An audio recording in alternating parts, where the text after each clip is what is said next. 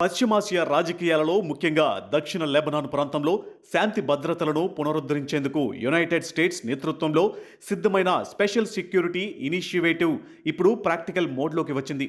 దశాబ్దాలుగా ఈ ప్రాంతం హిజ్బుల్లా కంట్రోలులో ఉండడం వల్ల ఇజ్రాయెల్కు లెబనాన్కు మధ్య నిరంతరం యుద్ధమేఘాలు అలుముకుంటూనే ఉన్నాయి. ఈ తీవ్ర ఉద్రిక్తతలకు చెక్ పెట్టడమే పరమావధిగా రూపుదిద్దుకున్న ఈ అమెరికన్ సెక్యూరిటీ ప్లాన్లో భాగంగా మొదటి దశ ఆపరేషన్ కింద లెబనీస్ ఆర్మ్డ్ ఫోర్సెస్ దక్షిణ సరిహద్దుల్లోని 3 అత్యంత కీలకమైన గ్రామాలలోకి ప్రవేశించాయి. ఫ్రౌన్, సిరియా, జార్ అల్ ఖరియా వంటి వ్యూహాత్మక గ్రామాలలో లెబనాన్ అధికారిక సైన్యం తమ మిలిటరీ బలగాలను మోహరించడం స్టార్ట్ చేసింది. దశాబ్దాల తర్వాత సొంత దేశ సైన్యం ఈ ప్రాంతాలలో అడుగుపెట్టడం ఒక బిగ్గెస్ట్ పొలిటికల్ అండ్ మిలిటరీ డెవలప్మెంట్గా విశ్లేషకులు భావిస్తున్నారు.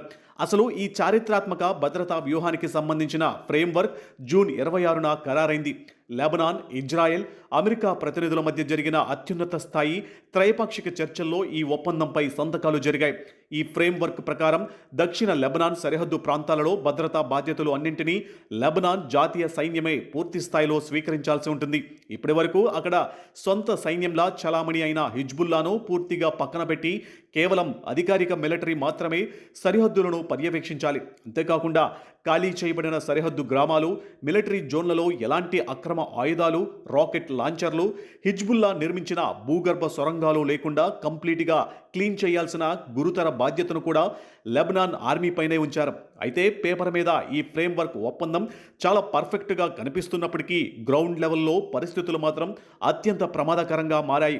ఎందుకంటే యుఎస్ బ్యాక్డ్ ప్లాన్ను తీవ్రవాద సంస్థ హిజ్బుల్లా కంప్లీట్గా రిజెక్ట్ చేసింది. తమ ఆధిపత్యాన్ని, ఆయుధాలను వీడేదే లేదని, ఈ ఒప్పందాన్ని తాము అంగీకరించబోమని హిజ్బుల్లా స్పష్టం చేసింది. మరోవైపు ఇజ్రాయెల్ కూడా అత్యంత కఠినమైన వార్నింగ్ ఇచ్చింది.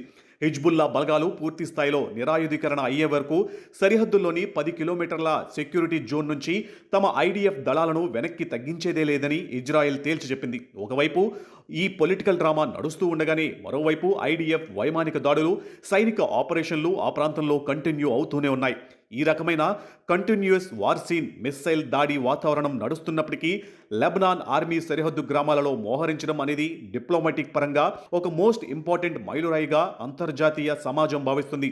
నాన్ స్టేట్ యాక్టర్ అయిన హిజ్బుల్లా ప్రభావాన్ని తగ్గించి అధికారిక ప్రభుత్వ సైన్యానికి పవర్ అందించడం అనేది పశ్చిమ ఆసియాలో సుదీర్ఘ శాంతికి బాటలు వేస్తుందని అమెరికా ఆశిస్తుంది. ఈ సెక్యూరిటీ ఇనిషియేటివ్ ఎంతవరకు సక్సెస్ అవుతుందనే దానిపైనే లెబనాన్ దేశ భవిష్యత్తు, ఆ ప్రాంతంలో శాంతి స్థిరత్వంపై ఆధారపడి ఉన్నాయి.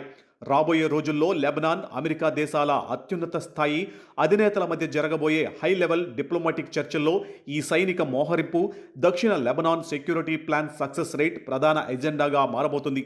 అమెరికా అధ్యక్షుడు, లెబనాన్ ప్రధాని మధ్య జరిగే సమావేశంలో ఈ ప్రాజెక్ట్ తదుపరి దశలపై కీలక నిర్ణయాలు తీసుకోనున్నారు. అయితే ఒకవైపు ఇజ్రాయెల్ కంటిన్యూస్ ఎయిర్ స్ట్రైక్స్, మరోవైపు హిజ్బుల్లా తిరుగుబాటు బెదిరింపుల మధ్య అమెరికా వేసిన ఈ మాస్టర్ ప్లాన్ దక్షిణ లెబనాన్లో శాంతిని తీసుకొస్తుందో లేక మరింత పెద్ద మిలిటరీ ఘర్షణకు దారితీస్తుందో వేచి చూడాలి.